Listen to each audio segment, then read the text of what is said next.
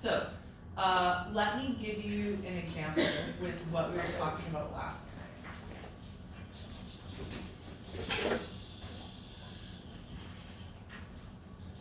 We'll go right here. Let me draw it on the board. So your sheet, take a look at your sheet. What is the cell concentration and what is the solution concentration? What is your red blood cell and what are your body cells?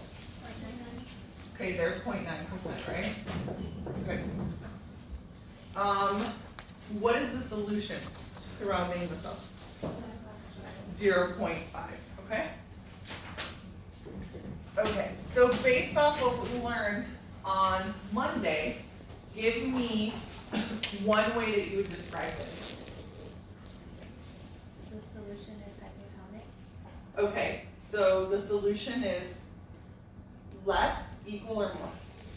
Less than the cell. So the solution is hypotonic. Good. Okay. So that's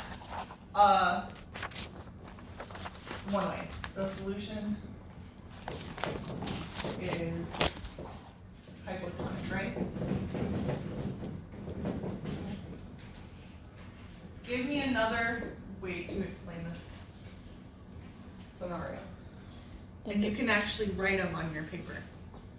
The solution is hypoosmotic. Good. The solution is hypoosmotic to what? The cell. Good.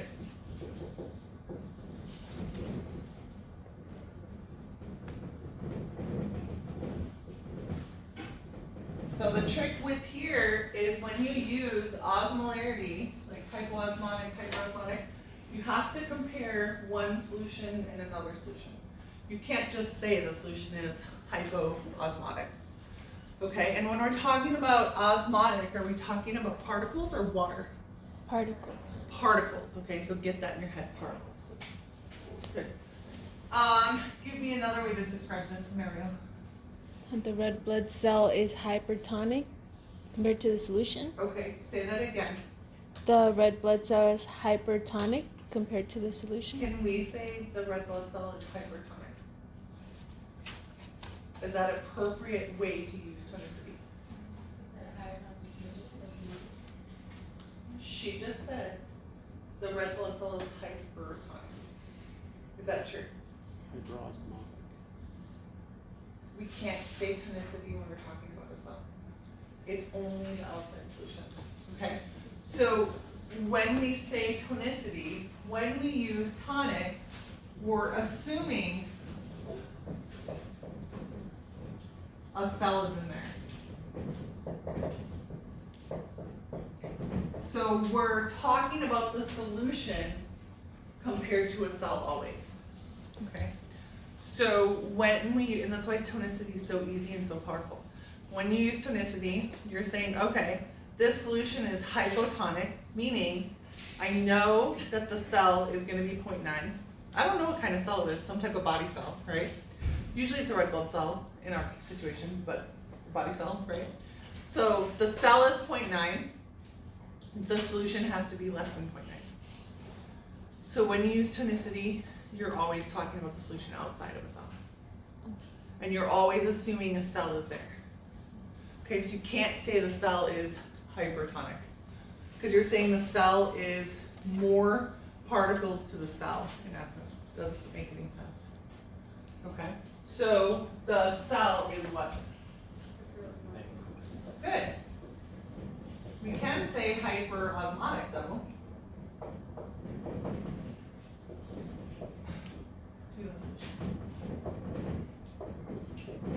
Right? We can say the cell is hyperosmotic to the solution. This has more particles, it's hyperosmotic to the solution. This solution has less particles, hypoosmotic to the solution. Okay. You can never say the cell is hypertonic, isotonic, hypertonic. Not a correct way to explain that. Okay? Good. Now, once you have described it correctly, what's the next question, number 3?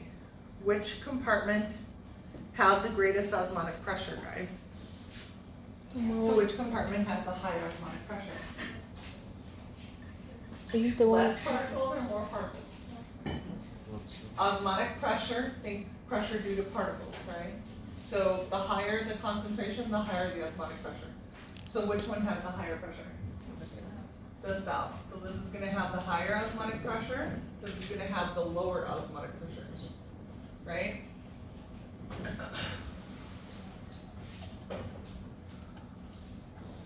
The higher the concentration, the more particles it has.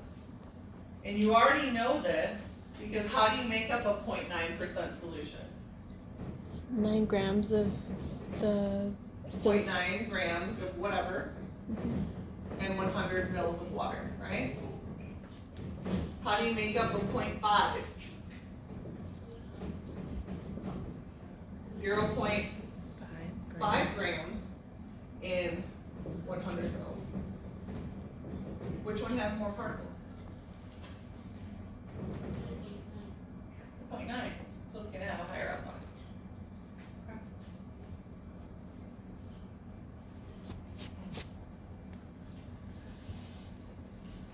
Okay, so why do we care about osmotic pressure? I just have a question, Yeah, sorry. that's okay. Earlier you said when using osmolarity, you're comparing a solution to a cell. Or a cell to a solution, yeah. But tonicity would be the cell to a solution, right? No, tonicity is you're talking about the outside solution only. Okay. So osmolarity, right? So osmolarity, you're comparing one solution to another.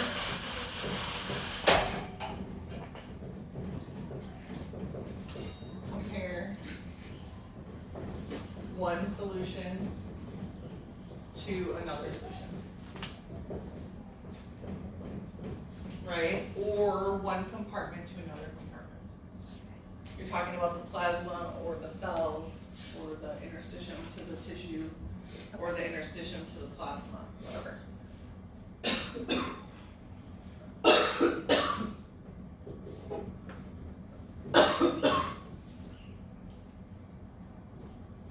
For tonicity, you're talking about concentration of solution, right?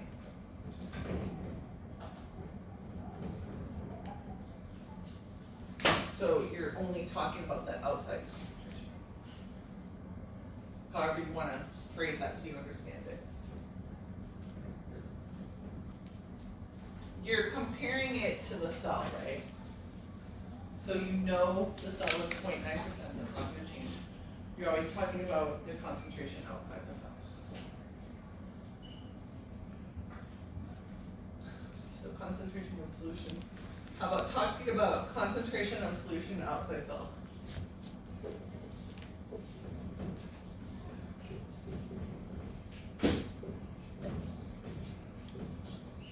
Okay. Does that make more sense, or are there any questions around? And if you're still not getting it, it's okay, just let me know, because I don't know if you don't know me. Better. Okay. Okay, so,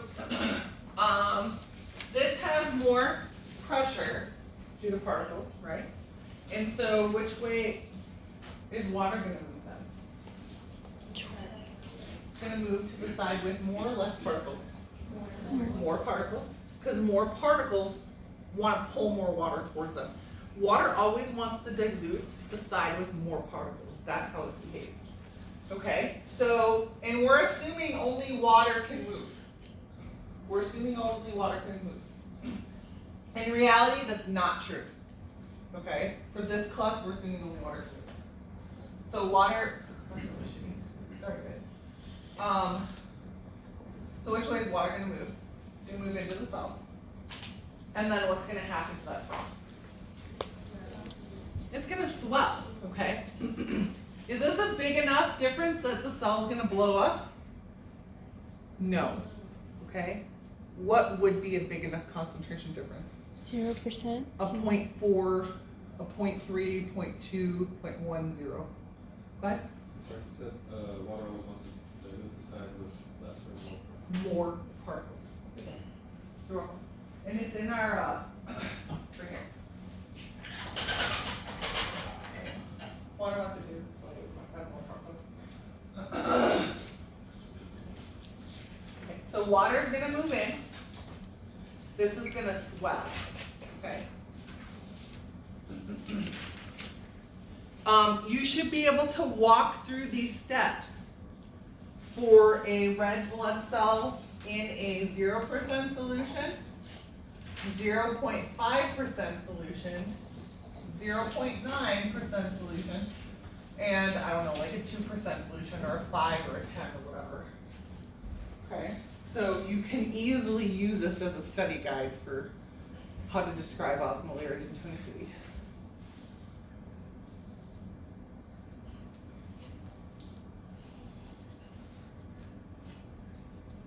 Okay, any other questions? Okay, let's talk about for a second how it's really used, right? Just to give you an overview. So tonicity talks about the particles outside a cell that can't move into the cell. Okay, so let me give you a scenario that other professors have used. 0.9% is equal to 300 milliosmoles. Okay? So inside our cells is 300 milliosmoles. Outside of the cell, we have, let's do what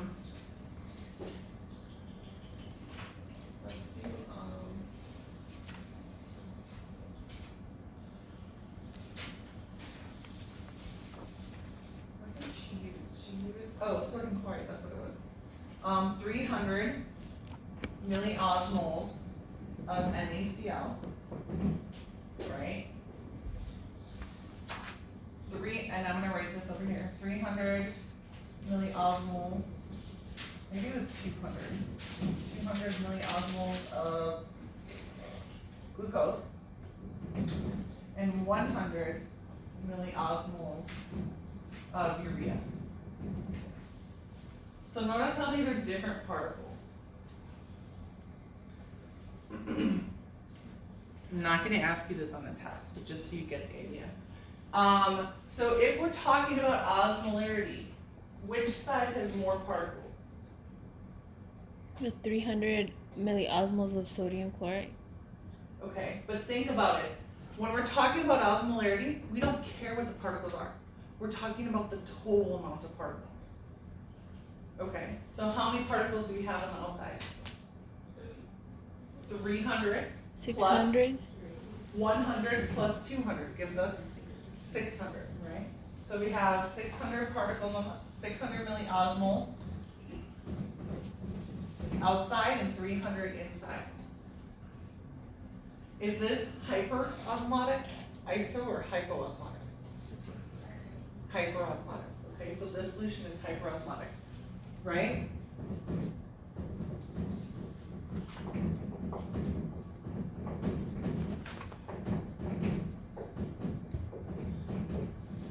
Okay, but what you don't know is glucose and urea can both go into that cell. So that cell is permeable to glucose and that cell is permeable to urea, okay? So what happens if glucose, because there's no glucose here, right? But there's glucose here. So glucose is gonna move in until there's 100 glucose here, right? And there's 100 here. Because it's gonna go to its equilibrium, right? So it's even inside and outside. What is urea gonna do then?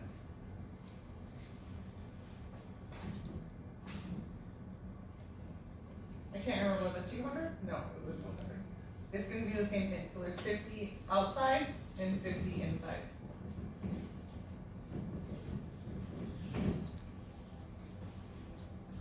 Does that make sense?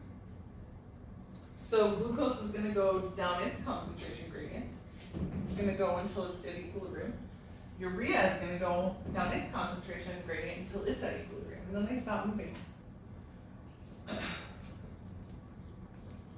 Now, what type of a solution do we have? Isotonic, okay.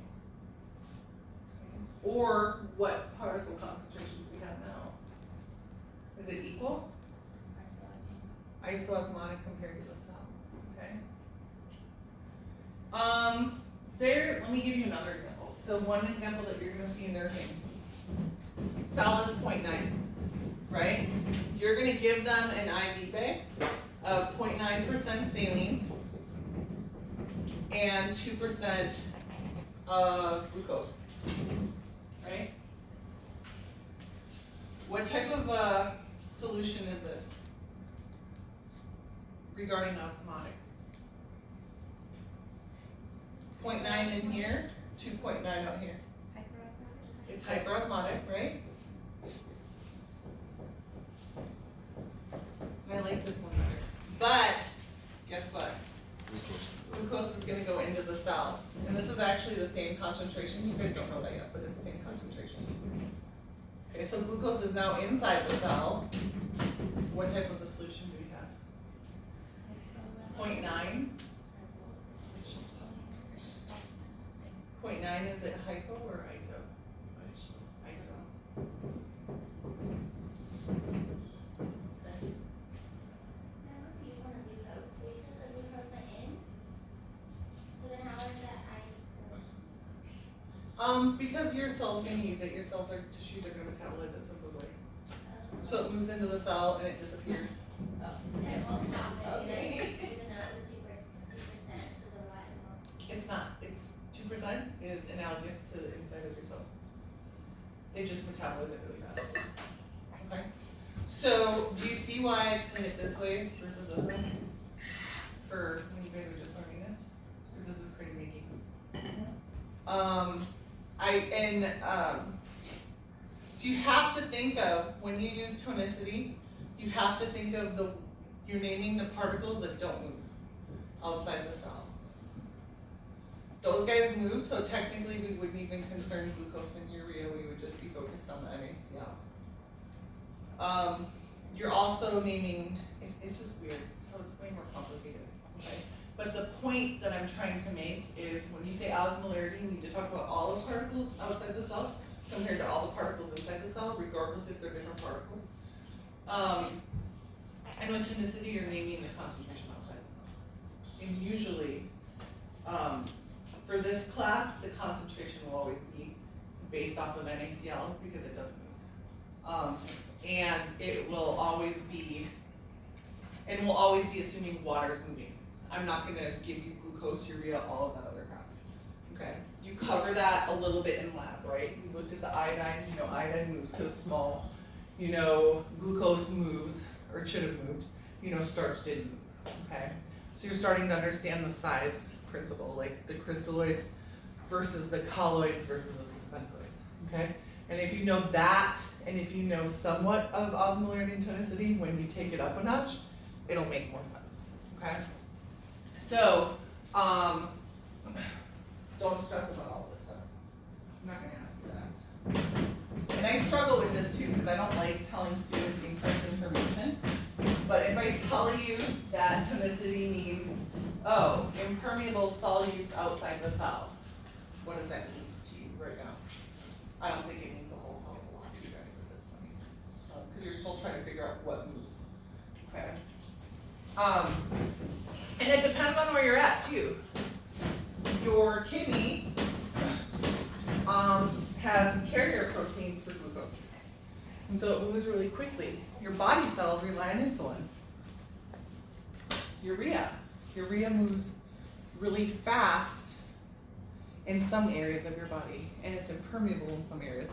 So really, to add another layer to it, it depends on what body tissue you're talking about. Okay, and we don't really care about the red blood cells when you're doing IV therapies.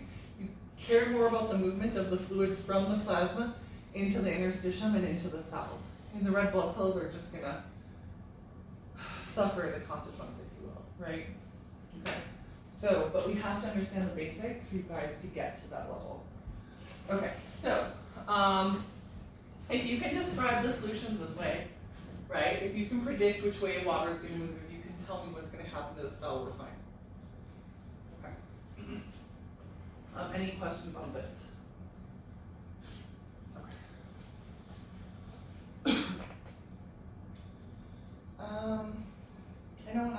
pressure is weird too. I just make my own rules, I guess. Because I know when I covered this material, I really struggled with it. And when you read the textbook, you're like, okay, osmotic pressure is whatever pressure or force you need to put across that membrane so that no water moves. What, do you just magically put a force in a cell and it's pushing and water's not moving? I don't understand. But if you think of it as particles, and this has more particles, so if I don't want water to move, I'm gonna have to apply more pressure to this membrane to get water to stop. Okay, and mathematically we can calculate it. Mathematically we can calculate tonicity, we can calculate osmotic pressure and whatnot, but this isn't in graduate level physiology. Okay, and so what do they look like?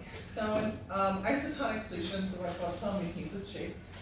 This, and if you had crappy pictures for molecular activity, use this. So here is an isotonic solution, right? You're not gonna have net movement of water. These guys are swollen, so what type of a solution is it? If the water is going into the red blood cell, does the red blood cell have more particles or less particles in the solution? More. So what type of a solution is it if it has less particles than the red blood cell? Hypotonic. Okay, and these guys will swell in a 0.5. Anything less, they're gonna blow up. These guys are shriveled or cremated. Right there. Which way is water moving in those? It's moving out. So if water is moving out, what side has more particles? The outside solution. So it has to be greater than the cell. The cell is what solution or what concentration? The cell, listen to what I'm saying. The cell is what concentration? Give me a number. 0.9%. The cell is always going to be 0.9%, right? The solution has more particles than 0.9, right? And so water is going to move out to the solution. Okay?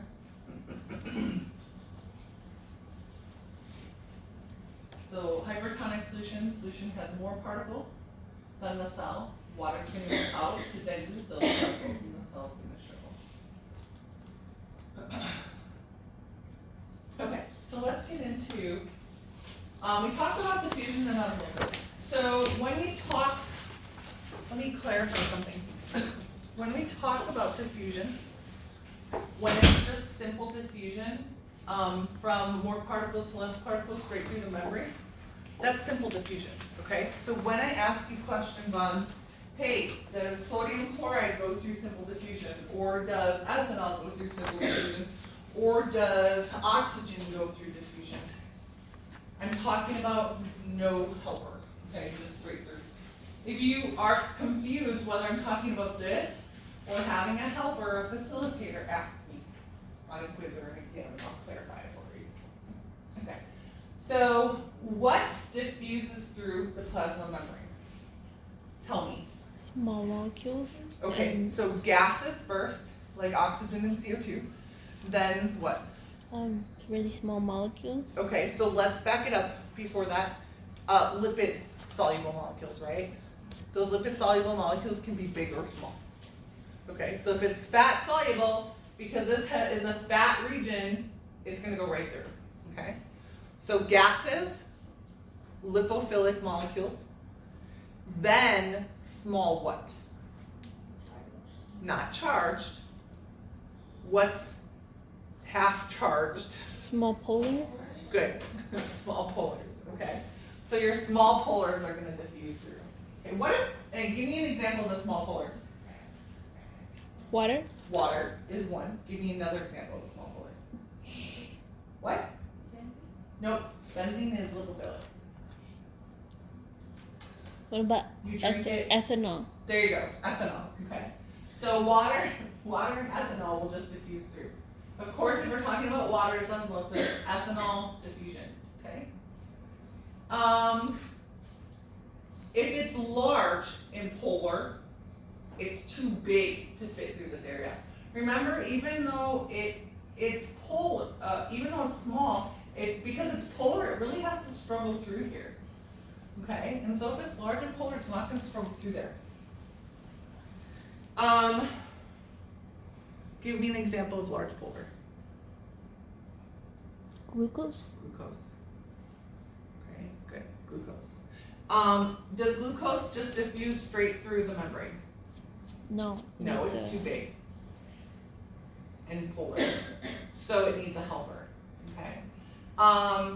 This is where when you get in the future and you're talking about cells and stuff, this gets tricky, because a lot of times glucose needs insulin to get into the cell. With your kidney and your intestine, it just goes through facilitated diffusion. But we still say that the cell is permeable to glucose, because usually you have insulin and your cells just suck up the glucose and metabolize on it. Alright, so when you get to IV therapies, remember that in the future, to prevent your future self. Okay, so, let's talk about facilitated diffusion. Why is this called passive, guys? Does it require ATP? It doesn't require ATP, right? Is facilitated diffusion still passive? Yes. Yes. Why? No ATP. Yeah. You don't need ATP because you're going down or against your concentration gradient? Down. Down your concentration gradient, right? So because you're still moving down your concentration gradient, it is considered passive transport. You don't need ATP to get it done. Okay, let's talk about facilitated diffusion.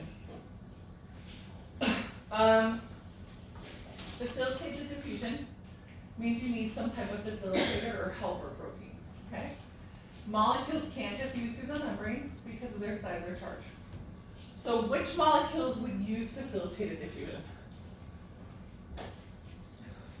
Large polars like Glucose. glucose, excuse me, and charged molecules such as Sodium. sodium. Can you give me another one? Potassium. Potassium. Can you give me another one? Phosphate. Phosphate. Okay. Calcium. Calcium. Good. Okay. Chloride, et cetera, et cetera. Okay. So let's talk about how these guys actually move. Okay. There are two categories of transport proteins. There's channel proteins and carrier proteins. Channel proteins, you have little like subdivisions. So you have non-gated channel proteins. These guys are always open. Excuse me. These are like little pores or macaroni tubes. They're always open. These guys usually transport ions, so make a note. Gated channel proteins, ligand gated channel proteins, and voltage gated channel proteins. Okay, and then carrier proteins. Carrier proteins, you guys, usually carry glucose and amino acids. They're gonna carry the bigger molecules. Let's take a look. So, this is a macaroni tube that's always open, and it's gonna let an ion through. So we call this an ion channel. Okay, with ion channels, they're always open. But they're specific to what ion they transport. So you're gonna have sodium ion channels that transport only sodium. You're gonna have potassium ion channels that only transport potassium. These guys are always open. If so, like here's an example of calcium. Calcium is higher here, calcium is lower here, so which way is calcium gonna go? Down into the cell, right? What if calcium was high here and calcium was low here? Which way would it go? It go out. So it can go in any direction. But the point is that these ion channels are specific to whatever ion they went through. You're not going to transport sodium in a calcium ion channel. This guy. So this one is transporting glucose, but take a look. It is having something bind to it to pop it open so that glucose can get into the cell. This is a ligand gated channel because you have to have a ligand bind to pop open the channel. Okay? If we know we're transporting glucose, what ligand is it using to get glucose into the cell? Insulin. Okay, so that ligand can be a hormone, or that ligand can be a neurotransmitter. So we're going to look at those in the future. This example, insulin binds, pops open the channel and allows glucose to go in. Okay, glucose is still going down its concentration gradient, so it's facilitated diffusion, but it is a ligand-gated channel. Here's the like the little ion channels. The non-gated channels always open, look like macaroni tubes. The gated channels, here's a ligand-gated channel. Here's a voltage-gated channel. So the ligand-gated channel is closed until a ligand binds to it. This could be a specific neurotransmitter. We'll look at